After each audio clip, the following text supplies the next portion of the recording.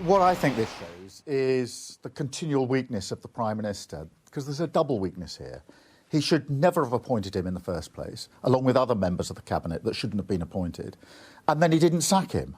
And even today, it's Raab who resigns rather than the Prime Minister who acts. And I think, you know, we're here at Middlesbrough College.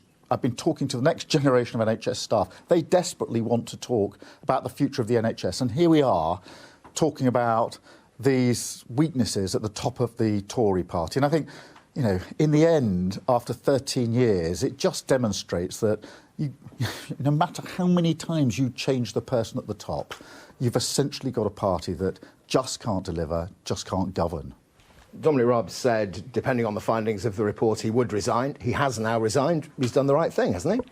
Well, the big question for the Prime Minister is why he was so weak to appoint him in the first place.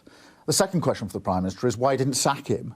And now it's left to Dominic Raab to resign, and the Prime Minister hasn't acted. And it's that indecision, it's that weakness, I think, that goes to the heart, not just of this Prime Minister, but of 13 years now of failure. And it's why people desperately want to change. And also, you know, there's a bigger picture here. We've got a cost of living crisis. There's a future of the NHS that you know, is really, really important. I've been talking to students here who are the future workforce of the NHS. They desperately want to talk about the NHS, and we're mired in talking about the weaknesses and the inability of the government to actually deliver anything for the people of this country. Mr Raab has resigned. He's gone down fighting, though. He's taken aim at the inquiry, saying that in setting a threshold for bullying so low, it set a dangerous precedent. It'll encourage spurious complaints against ministers and have a chilling effect on those driving change on behalf of government and ultimately the British people.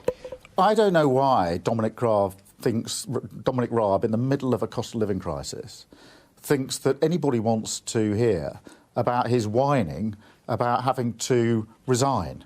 What I think everybody wants is strong leadership, and that has been palpably absent here.